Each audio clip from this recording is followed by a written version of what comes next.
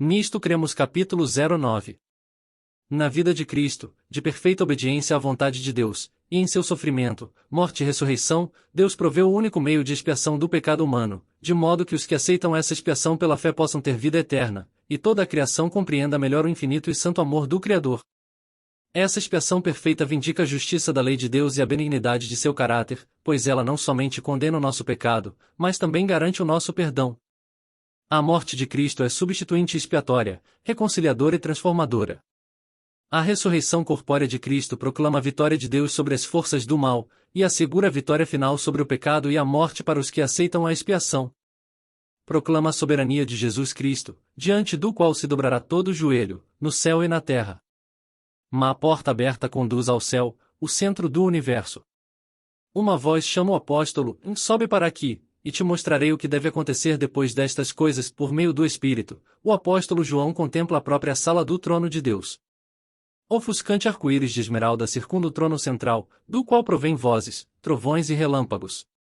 Dignitários, vestidos em alvas vestimentas e portando coroas de ouro, acham-se assentados em tronos menores.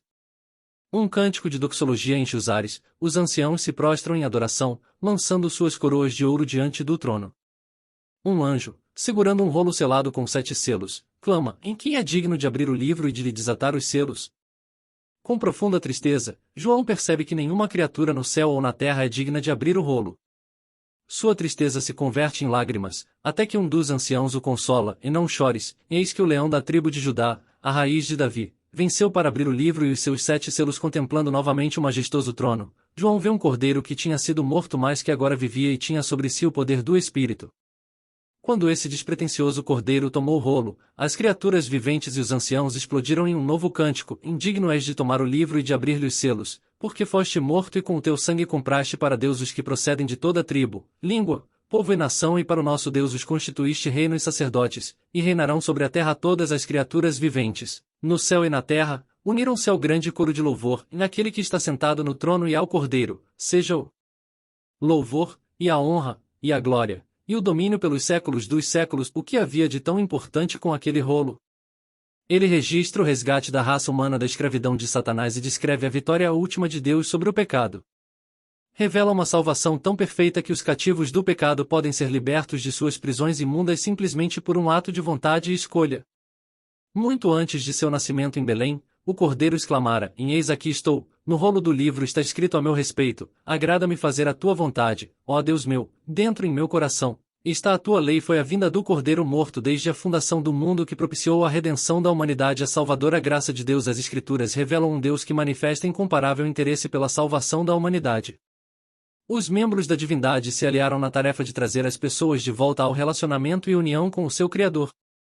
Jesus enalteceu o redentor amor divino, dizendo: porque Deus amou o mundo de tal maneira que deu o seu Filho unigênito, para que todo aquele que nele crê não pereça, mas tenha vida eterna. As Escrituras declaram que Deus é amor. Ele consegue alcançar a humanidade com amor eterno. O Deus que estende o convite da salvação é todo-poderoso, mas seu amor o obriga a permitir que todas as pessoas tenham a liberdade de escolha. Coerção, um método contrário a seu caráter, não pode ocupar lugar em sua estratégia. A iniciativa divina. Quando Adão e Eva pecaram, Deus tomou a iniciativa de ir procurá-los. O culpado par, ouvindo a voz de seu Criador, não se sentiu feliz com a perspectiva de encontrá-lo, conforme havia ocorrido antes. Pelo contrário, eles se esconderam. Ainda assim, porém, Deus não os abandonou. Persistente, chamou-os: onde estão vocês? Com profunda tristeza, Deus teve de expor as consequências da desobediência de Adão e Eva, as dores e dificuldades que eles encontrariam pela frente. Em meio à situação de completa desesperança em que eles se achavam naquele momento, Deus lhes expôs um maravilhoso plano, que lhes garantiria a vitória final sobre o pecado e a morte. Graça ou justiça?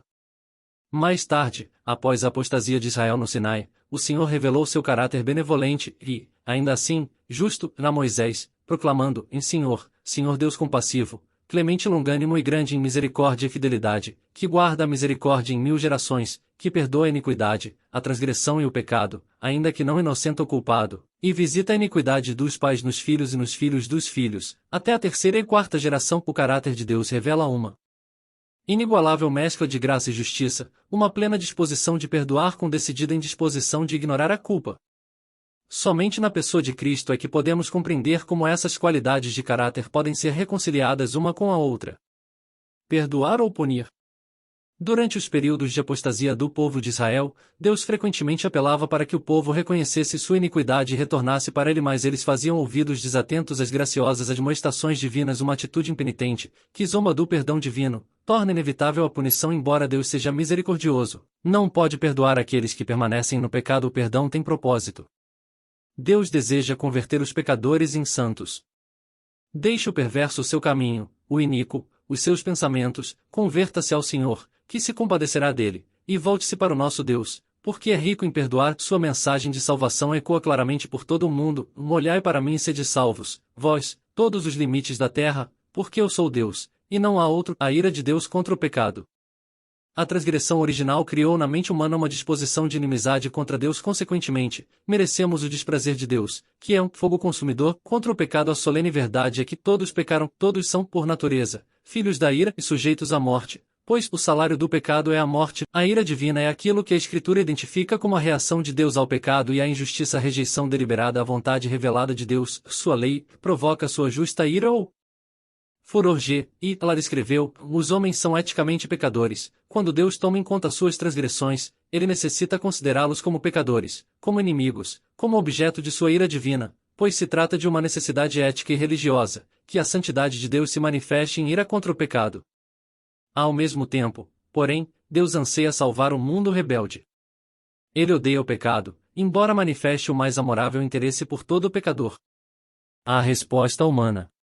O trato de Deus com o povo de Israel culminou no ministério de Jesus Cristo, que ofereceu os mais radiantes vislumbres da suprema riqueza da graça divina. João escreveu: vimos a sua glória, glória como do unigênito do Pai. Paulo disse que Cristo Jesus se tornou, da parte de Deus, sabedoria, e justiça, e santificação, e redenção, para que, como está escrito, naquele que se gloria, glorie-se no Senhor. Assim, quem é capaz de desdenhar a riqueza da sua bondade, e tolerância, e longanimidade?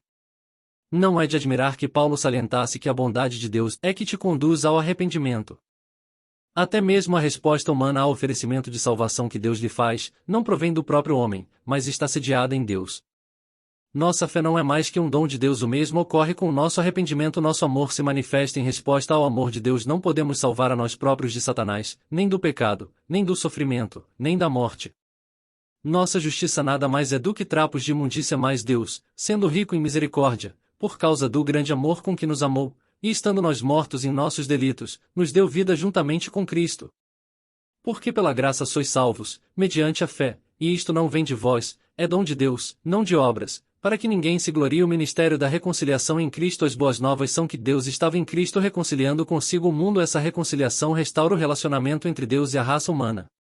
O texto aponta o fato de que o processo reconcilia os pecadores com Deus, e não Deus com os pecadores. A chave da questão é conduzir os pecadores de volta a Deus, em Jesus Cristo. O plano divino de reconciliação constitui a maravilha da condescendência divina. Ele tinha todo o direito de deixar que a humanidade perecesse.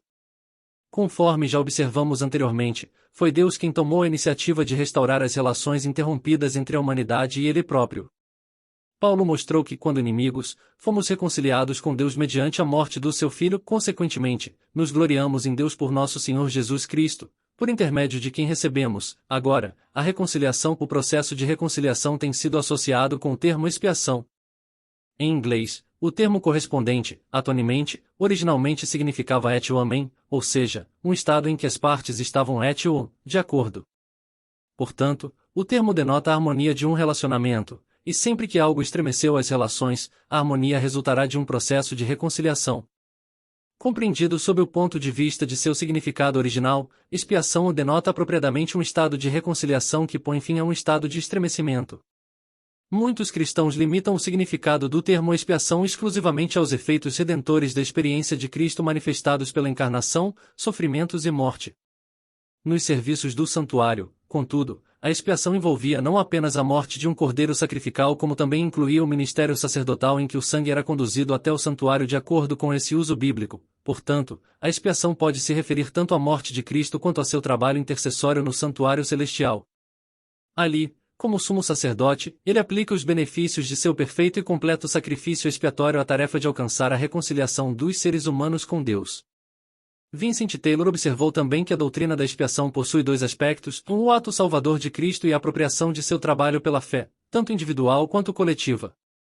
Esses dois aspectos juntos constituem a expiação. A partir desse ponto de vista, ele conclui que a expiação é realizada tanto por nós quanto em nós. 4. Este capítulo focaliza a expiação relacionada com a morte de Cristo. A expiação associada a seu ministério sumo sacerdotal será analisada em um capítulo posterior. O sacrifício expiatório de Cristo no Calvário marcou o ponto de mudança no relacionamento entre Deus e a humanidade. Embora ainda permaneça um registro dos pecados das pessoas, como resultado da reconciliação, Deus não mais considera esses pecados contra os seus praticantes. Isso não significa que Deus desistiu de aplicar a punição, ou que o pecado não mais provoque sua ira. Em vez disso, significa que Deus encontrou um meio para garantir perdão ao pecador arrependido, embora mantendo ainda perante o universo o elevado padrão de justiça de sua eterna lei. A morte de Cristo, não uma necessidade. Para que o Deus de amor pudesse manter sua justiça e retidão, a morte expiatória de Jesus Cristo se tornou uma necessidade moral e legal. A justiça de Deus requer que o pecado seja levado a julgamento. Portanto, Deus necessita executar o juízo do pecado, e logo, do pecador. Nessa execução, o Filho de Deus assumiu nosso lugar, o lugar do pecador, de acordo com a vontade de Deus. A expiação era necessária porque o homem se encontrava sob a justa ira de Deus. Aqui encontramos o cerne do Evangelho do perdão aos pecados e o mistério da cruz de Cristo, e na perfeita justiça de Cristo satisfaz adequadamente a justiça divina, e Deus se dispõe a aceitar o autossacrifício de Cristo em lugar da morte do homem. Pessoas que não se dispõem a aceitar o expiatório sangue de Cristo não podem receber perdão de pecados, de modo que continuam sujeitas à ira de Deus. Disse João: em quem crê no Filho tem a vida eterna, o que, todavia, se mantém rebelde contra o Filho não verá a vida, mas sobre ele permanece a ira de Deus. Portanto, a cruz é uma demonstração tanto da misericórdia quanto da justiça de Deus. A quem Deus Cristo propôs, no seu sangue, como propiciação, mediante a fé, para manifestar a sua justiça, por ter Deus, na sua tolerância, deixado impunes os pecados anteriormente cometidos, tendo em vista a manifestação da sua justiça no tempo presente, para ele mesmo ser justo e o justificador daquele que tem fé em Jesus, o que é realizado pelo sacrifício expiatório? Foi o próprio Pai que apresentou seu Filho como propiciação ou expiação. O uso que o Novo Testamento faz de lasterion, ou propiciação, nada tem a ver com a noção pagã de aplacar um Deus irado ou de apaziguar um Deus vindicativo, arbitrário e caprichoso. 6. O texto revela que Deus, em sua misericordiosa disposição, apresentou a Cristo como propiciação para sua justa ira face à culpa humana, porque ele aceitou a Cristo como representante do homem, o divino substituto que recebeu seu julgamento do pecado. A partir dessa perspectiva, podemos compreender a descrição que Paulo faz de Cristo como oferta e sacrifício a Deus. Em aroma suave, o autossacrifício de Cristo é agradável a Deus porque este sacrifício removeu a barreira erguida entre Deus e o homem pecador, já que Cristo suportou plenamente a ira de Deus diante do pecado do homem. Por meio de Cristo, a ira de Deus não é convertida em amor, mas é desviada do homem e dirigida contra si próprio. Romanos 3:25 também revela que, pelo sacrifício de Cristo, o pecado é expiado ou remido. A expiação centraliza-se naquilo que o sangue expiatório efetua pelo pecador arrependido. Ele experimenta perdão, remoção da culpa pessoal e purificação do pecado. Cristo assume a responsabilidade vicária pelo pecado. As Escrituras apresentam Cristo como aquele que suporta os pecados da humanidade. Em profunda linguagem profética, Isaías estabeleceu que ele foi traspassado pelas nossas transgressões e moído pelas nossas iniquidades. O Senhor fez cair sobre ele a iniquidade de nós todos. Ao Senhor agradou moê-lo, fazendo-o enfermar. Ele levou sobre si o pecado de muitos. Paulo tinha em mente essa profecia quando afirmou que Cristo morreu pelos nossos pecados. Segundo as Escrituras, esses textos destacam um importante conceito no plano da salvação: os pecados e culpas que nos macularam podem ser transferidos para aquele que suporta os nossos pecados, tornando-nos puros. As cerimônias pertinentes aos sacrifícios do santuário do Antigo Testamento revelam esse papel desempenhado por Cristo. Lá, a transferência dos pecados do culpado para a inocente vítima simbolizava a sua transferência para Cristo, aquele que suporta os nossos pecados. Qual é a função do sangue? O sangue desempenhava papel central nos sacrifícios expiatórios dos serviços do santuário. Deus tomou providências para a expiação quando disse: porque a vida da carne está no sangue. Eu vô-lo tenho dado sobre o altar, para fazer expiação pela vossa alma. Após a morte do animal, o sacerdote tomava de seu sangue e o aplicava ao santuário, antes que o perdão pudesse ser concedido. O Novo Testamento revela que as cerimônias do Antigo Testamento, que tinham como objetivo obter perdão, purificação e reconciliação por meio do sangue substituinte, foram cumpridas por intermédio do sangue expiatório de Cristo, sacrificado no Calvário. Em contraste com aqueles métodos antigos, o Novo Testamento diz, e muito mais o sangue de Cristo, que, pelo Espírito Eterno, a si mesmo se ofereceu sem mácula a Deus, purificará a nossa consciência de obras mortas, para servirmos ao Deus vivo.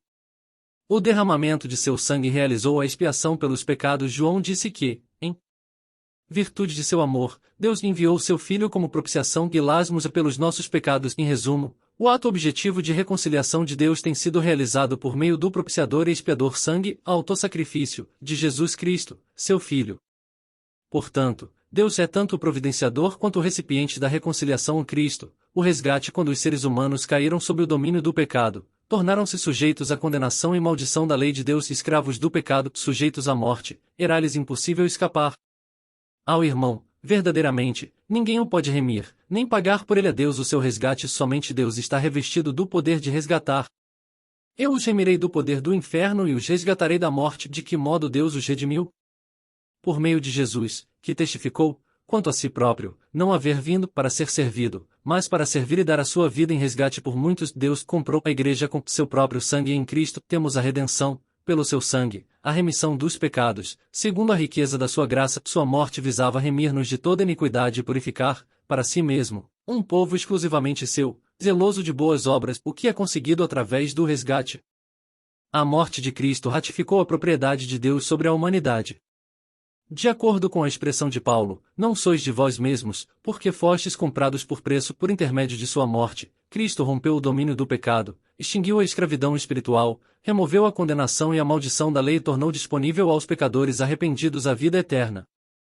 Pedro diz que os crentes foram redimidos do vosso fútil procedimento que vossos pais vos legaram. Paulo escreveu que aqueles que foram libertados da escravidão do pecado e de seus frutos mortais, agora se encontram no serviço de Deus com seus frutos para a santificação e, por fim, a vida eterna. Ignorar ou negar o princípio do resgate seria perder de vista o próprio coração do Evangelho da Graça e negar o mais profundo motivo de nossa gratidão ao Cordeiro de Deus. 11. Esse princípio é central ao cântico de doxologia ouvido pelo apóstolo junto ao trono celestial, porque foste morto e com o teu sangue compraste para Deus os que procedem de toda tribo, língua, povo e nação, e para o nosso Deus os constituíste reino e sacerdotes, e reinarão sobre a terra. Cristo é o representante da humanidade. Tanto Adão quanto Cristo, o último Adão, ou segundo homem, representam toda a humanidade. Ao passo que o nascimento natural marca todas as pessoas com os resultados da transgressão de Adão, todo aquele que experimenta o nascimento espiritual recebe os benefícios da perfeita vida e do perfeito sacrifício de Cristo. Porque, assim como, em Adão, todos morrem, assim também todos serão vivificados em Cristo. A rebelião de Adão resultou em pecado, condenação e morte para todos. Cristo inverteu a tendência descendente. Em seu grande amor, submeteu-se a si próprio ao julgamento divino do pecado e se tornou o representante da humanidade. Sua morte substitutiva providenciou a libertação da penalidade do pecado e o dom da vida eterna para os pecadores arrependidos. A Escritura ensina claramente a natureza universal da morte substitutiva de Cristo. Pela graça de Deus, ele experimentou a morte por todos à semelhança de Adão. Todos pecaram e, em consequência, todos devem provar a morte, a primeira morte. A morte que Cristo experimentou em favor de todos foi a segunda morte, a plena maldição do pecado. A vida de Cristo e a salvação. Porque, se nós, quando inimigos, fomos reconciliados com Deus mediante a morte de seu Filho, muito mais, estando já reconciliados, seremos salvos pela sua vida. Custou a vida de Cristo, bem como sua morte, o estabelecer uma ponte sobre o abismo provocado pela transgressão. Ambas, vida e morte, são necessárias e contribuem para a nossa salvação. O que pode realizar por nós a vida perfeita de Cristo? Jesus desenvolveu uma vida pura, santa e cheia de amor, ao repousar inteiramente em Deus. Essa vida preciosa ele compartilha, como um dom, com todos os pecadores arrependidos. Seu caráter perfeito é retratado como as vestes festivas ou um manto de justiça que ele oferece para cobrir os imundos trapos simbolizados pelas tentativas humanas em alcançar a justificação a despeito de nossa corrupção humana. Quando nos submetemos a Cristo, nosso coração se une ao seu coração, nossa vontade emerge em sua vontade, nossa mente se torna uma com a sua mente, nossos pensamentos são levados cativos a ele, vivemos a sua vida. Somos cobertos com o manto de sua justiça. Quando Deus contempla o crente penitente pecador, ele não vê a nudez e deformidade do pecado, e sim o manto da justiça formado pela perfeita obediência de Cristo à santa lei. Ninguém pode ser verdadeiramente justo, se não estiver sob a proteção desse manto. Na parábola das vestes festivais, o convidado que entrou no salão do banquete com seus próprios vestidos não foi lançado fora em virtude de incredulidade. Ele aceitara o convite para o banquete, mas o fato de vir não era suficiente. Necessitava das vestes especiais. Semelhantemente, a mera crença na cruz não é suficiente. Para que possamos nos mostrar apresentáveis diante do Rei, necessitamos também da vida perfeita de Cristo, de seu caráter de justiça. Na qualidade de pecadores, não apenas necessitamos que nossos pecados sejam cancelados, como ainda carecemos que nossa conta bancária seja restaurada. Necessitamos mais que a libertação das cadeias, e necessitamos ser adotados junto à família do Rei. O ministério mediatório do ressurreto Salvador possui o duplo objetivo de perdoar e de vestir, ou seja, a aplicação de sua morte e vida à nossa própria vida, para que possamos estar em pé diante de Deus.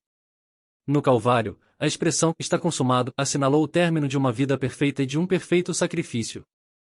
Os pecadores carecem de ambos. A inspiração da vida de Cristo. A vida terrestre de Cristo também ofereceu à humanidade um modelo de como viver.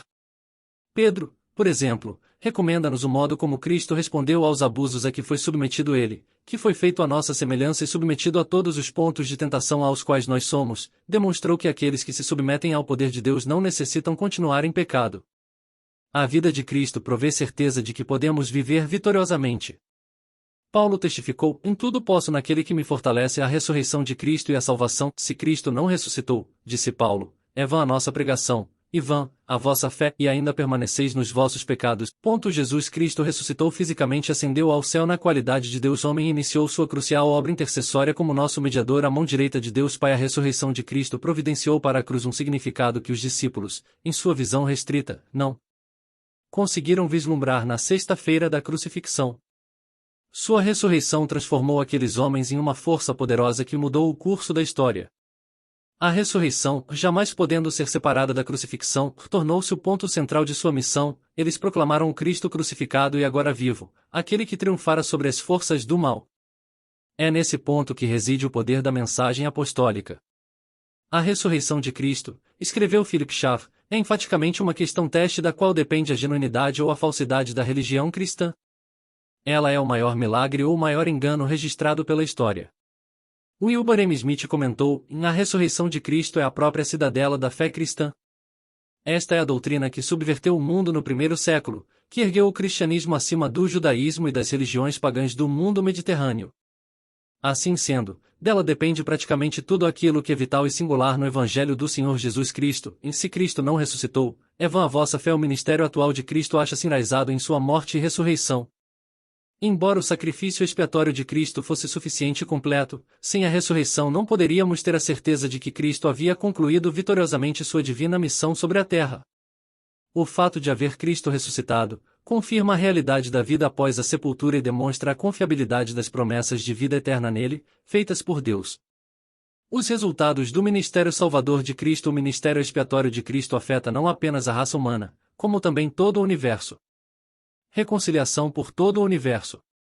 Paulo revela a magnitude da salvação de Cristo na e por meio da Igreja, para que, pela Igreja, a multiforme sabedoria de Deus se torne conhecida, agora, dos principados e potestades nos lugares celestiais. Além disso, ele garante que aprove a Deus, por intermédio de Cristo, reconciliar consigo mesmo todas as coisas, quer sobre a terra, quer nos céus. Paulo revelou os estupendos efeitos desta reconciliação para que ao nome de Jesus se dobre todo o joelho, nos céus, na terra e debaixo da terra.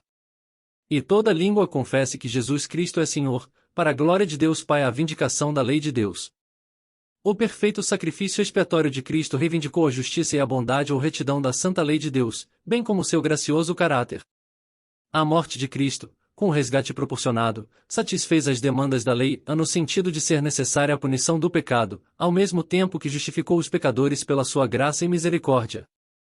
Paulo escreveu: "Com efeito, condenou Deus, na carne, o pecado, a fim de que o preceito da lei se cumprisse em nós, que não andamos segundo a carne, mas segundo o Espírito. Justificação. A reconciliação se torna efetiva somente quando o perdão oferecido é aceito. O filho pródigo se reconciliou com o pai no momento em que aceitou o amor e o perdão oferecidos pelo pai. Aqueles que aceitam pela fé o fato de que Deus reconciliou o mundo consigo por meio de Cristo, e que se submetem a ele, receberão de Deus o inapreciável dom da justificação, que é fruto imediato da paz com Deus, não mais constituindo objeto da ira de Deus. Os crentes justificados se tornam objeto do favor de Deus.